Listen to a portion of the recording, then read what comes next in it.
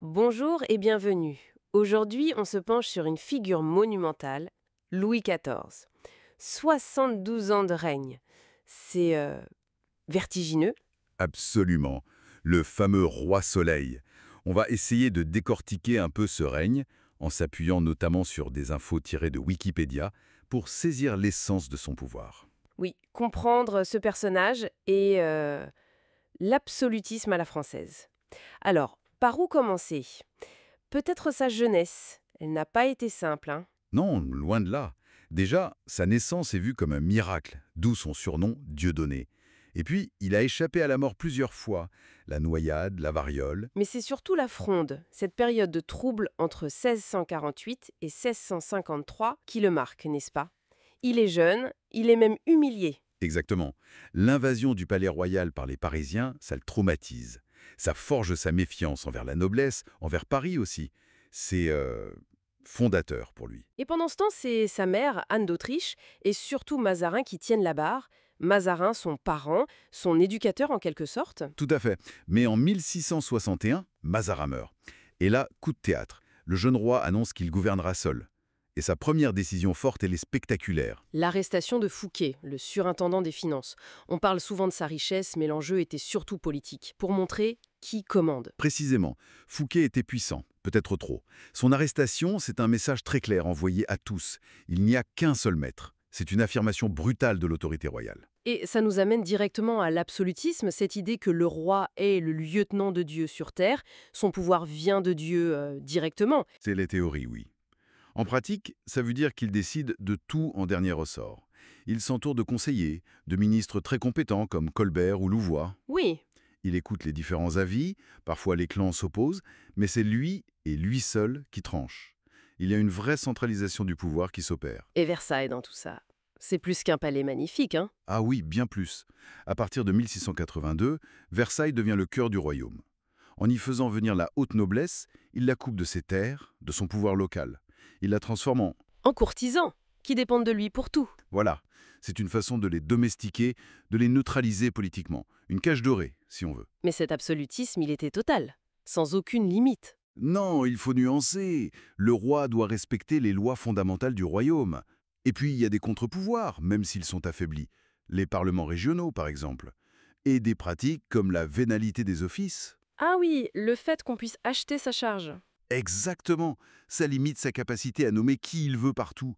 Donc son pouvoir est immense, oui, mais pas sans frein, pas sans devoir négocier parfois. Parlons un peu de l'Europe. Louis XIV est aussi un roi de guerre. L'idée du précaré, agrandir et sécuriser les frontières. Oui, la politique étrangère, c'est vraiment son domaine réservé.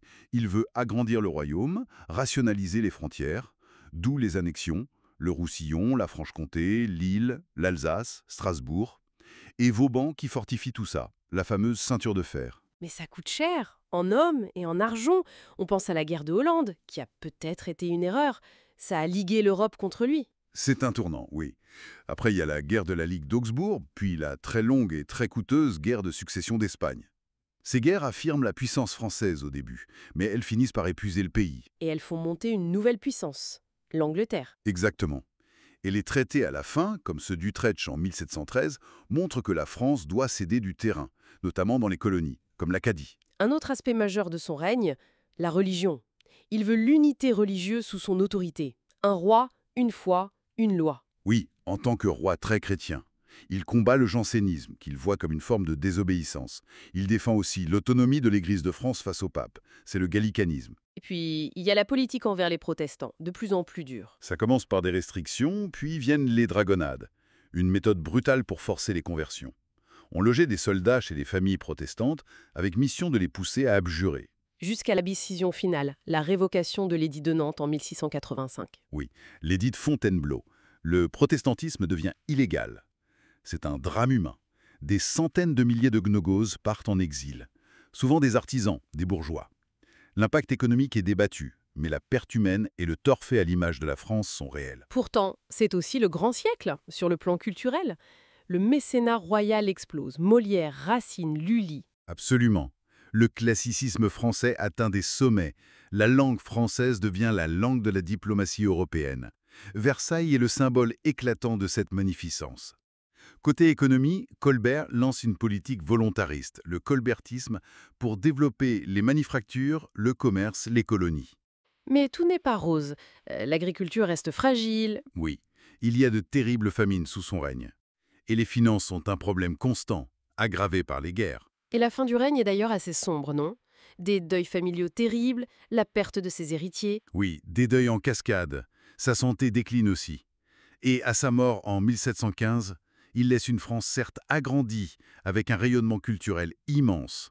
Mais épuisé financièrement, avec une dette colossale, et divisé sur le plan religieux. C'est ça. Un bilan très contrasté. La consolidation de l'État, une certaine idée de la grandeur française. Face aux coûts humains, des guerres, des persécutions, et un fardeau financier énorme pour ses successeurs. Tout à fait. Ce qui nous laisse avec une question, peut-être, cette quête de gloire, cette grandeur affichée du roi Soleil. Est-ce que ça valait le prix payé par le royaume et ses habitants? Vaste question. Elle continue d'alimenter les débats sur son héritage et sur la nature même du pouvoir absolu. C'est une réflexion qui reste pertinente, je crois.